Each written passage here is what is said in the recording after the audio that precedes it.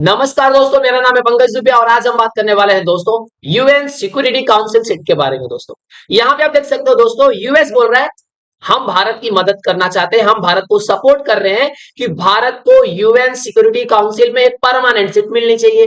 मोदी जी गए यूएस, घूम घाम के आए, वहां पे वर्ल्ड लीडर से मिले वहां पे। साथ ही में यहाँ पे देख रहे हो फ्रांस बोल रहा है भैया हम भी सपोर्ट कर रहे हैं कि भारत को क्या होना मिलना चाहिए, यूएन सिक्योरिटी काउंसिल में एक परमानेंट सीट मिलनी चाहिए। चलिए सर, ठीक है सर। यूएस सपोर्ट कर रहा है, फ्रांस सपोर्ट कर रहा है, यूके भी सपोर्ट कर रहा है। यूके भी बोल रहा है कि हाँ हम भी चाहते हैं कि भारत को परमानेंट सीट मिले, कहां पे, यूएन सिक्योरिटी काउंसिल में। रसिया तो ऑलवेज रेडी, रसिया भी बोल रहा है हाँ हम भी समर्थन करते हैं कि भारत को यूएन में सिक्योरिटी काउंसिल में एक परमानेंट सीट मिले। तो सर सपोर्ट कौन नहीं कर रहा है? तो बात आती है जब चाइना की, तो चाइना का रवैया ऐसा रहता है कि अब हम अभी कंफर्म नहीं है। ये यस नो टाइप वाले क्वेश्चन वाले लोग हैं, ये यस नो टाइप है। तो चाइना तो पहले तो कभी भी नहीं चाहता था कि भारत को यूएन सिक्योरिटी काउंसिल में परमानेंट सीट मिले। अब क्या हो गए, हालात थोड़े से बदल गए दोस्त। हालात क्यों बदल गए उसको भी समझ लेते हैं। पहले 2023 की बात कर रहा हूं, चाइना का स्टैंड क्या था कि हाँ यूएन सिक्योरिटी काउंसिल में रिफॉर्म्स तो होने चाहिए, कुछ देशों को जोड़ना चाहिए।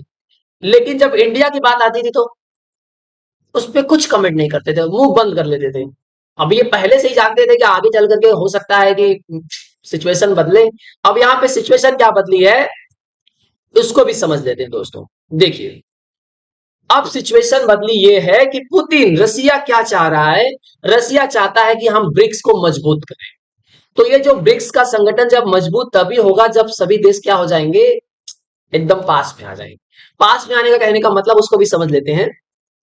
अब पुतिन की पूरी कोशिश है कि पुतिन चाहते हैं कि ये जो तस्वीर यहाँ पे दिख रही है ये थोड़ा सचमुच में बोलते हैं ना मजबूत हो जाए। क्योंकि पुतिन को क्या करना है, वेस्टर्न कंट्रीज को क्या करना है, काउंटर करना है। अब वेस्टर्न कंट्रीज को काउंटर करने के लिए पुतिन ने बहुत सारे दिमाग लगा लिए हैं। अब यहाँ पे देखिए ब्रिक्स करेंसी ला दी है कि अगर हमको ट्रेडिंग करना है तो भाई साहब हमको टेंशन लेने की जरूरत नहीं है, ब्रिक्स करेंसी में हम लोग क्या करेंगे, ट्रेडिंग करेंगे। अमेरिका के सैंक्शन का डर नहीं रहेगा अब हमें। पहले क्या होता था, अमेरिका क्या करता था, चलो तुम नॉर्थ कोरिया से सामान खरीदते हो, तुम रसिया से सामान खरीदते हो, तुम ईरान से सामान खरीदते हो, चलो तुम्हारे ऊपर सैंक्शन लगाएंगे। सैंक्शन लगा दिया भाई साहब, ईरान के ऊपर सैंक्शन है, रसिया के ऊपर सैंक्शन है, नॉर्थ कोरिया के ऊपर सैंक्शन है। तो इन सब से लड़ने के लिए बना दिया गया भैया ब्रिक्स। क्योंकि आपको अगर बिजनेस करना है तो किसमें करना था, पहले डॉलर में करना था, और डॉलर किसका, अमेरिका का प्रभाव पूरा। अब डॉलर की जगह पे ब्रिक्स करेंसी आ गई है तो बिजनेस करो, ट्रेडिंग करो। तो एक फायदा हो चुका है। अब यहाँ पे देखिए यूएन सिक्योरिटी काउंसिल में जो परमानेंट सीट की जब बात आती है तो रिफॉर्म्स के लिए चाइना तो बोलते हैं ओके ओके, लेकिन जब भारत की बात आती थी तो शान बैठता था। लेकिन अब चाइना का स्टैंड क्या हो सकता है, बदल सकता है। उसका रीजन आपने अभी रिसेंट में देखा होगा कि चाइना ने क्या किया, लद्दाख से 4 जगहों से अपनी सेना को बुला लिया, बोला भाई वापस आ जाओ। 4 सालों से गलवान में लड़ रहे थे, खड़े थे तैनात होकर के। 4 सालों के बाद इनको रियलाइज हुआ कि भैया नहीं जीत पाएंगे ऐसे, चाइना ने डिसएंगेजमेंट कर लिया।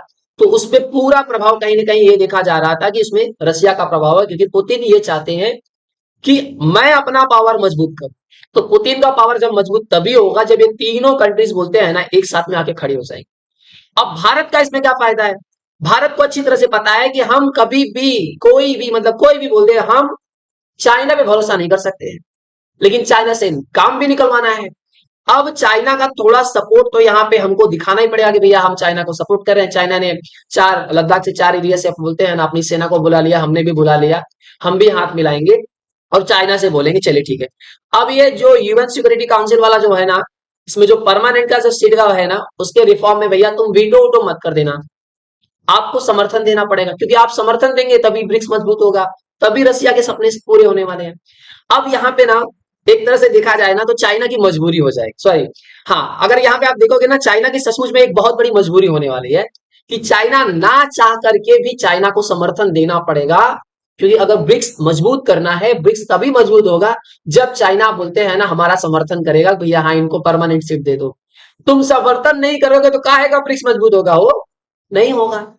अब यहाँ पे पूरा क्लीन जो बोलते हैं ना गेम जो है वो कौन करने वाले हैं, पुतिन करने वाले हैं। क्योंकि भारत समर्थन कर रहा है किसमें, इनका रसिया यूक्रेन के बीच में जो युद्ध चल रहा है, तो पीस स्टॉक के लिए जो बोलते हैं ना सबसे जो नंबर 1 लिस्ट पे जो बोला जा रहा है कंट्री ये पीस स्टॉक करा सकती है वो इंडिया है। क्योंकि इंडिया यूक्रेन से भी बात कर सकता है, रसिया से भी बात कर सकता है।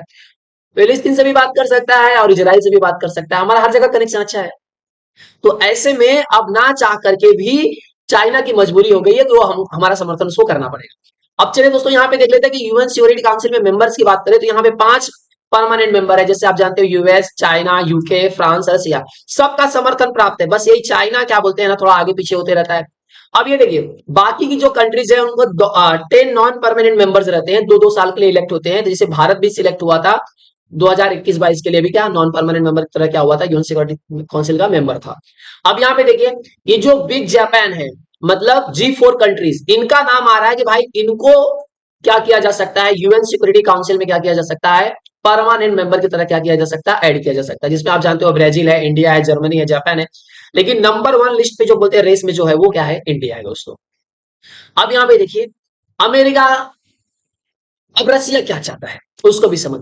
देखो रसिया को पता है कि वेस्टर्न कंट्रीज को अगर मुझे काउंटर करना है, अगर मैं बात करूं वेस्टर्न कंट्रीज की, तो वेस्टर्न कंट्रीज को काउंटर करने के लिए रसिया को एक मजबूत बोलते हैं ना संगठन चाहिए होगा, मतलब मजबूत एक ब्रिक्स बनाना पड़ेगा, जिसमें आप देख सकते हो कि रसिया आएगा, चाइना आएगा, इंडिया आएगा, और यहां से ये लोग मिडिल ईस्ट से कुछ लोगों को उठाएंगे, क्योंकि मिडिल ईस्ट वाले अब देखिए अब काउंटर करना है वेस्टर्न कंट्रीज को, तो रसिया को थोड़ा सा बोलते हैं ना अपना पावर और दिखाना पड़ेगा।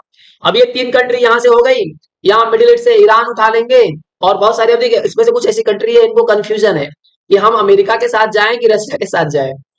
लेकिन ईरान, तो ईरान का स्टैंड हमेशा रसिया के साथ में ही है, और ईरान का नो डाउट चाइना के साथ में भी बहुत ज्यादा अच्छा है। तो ये सब कंट्रीज को बोलते हैं ना, यहाँ पे अब 2 लाइन आ जाएगी, इसे ऑस्ट्रेलिया ऑस्ट्रेलिया न्यूजीलैंड ये तो बोलते हैं ना पूरा अमेरिका के साइड से है।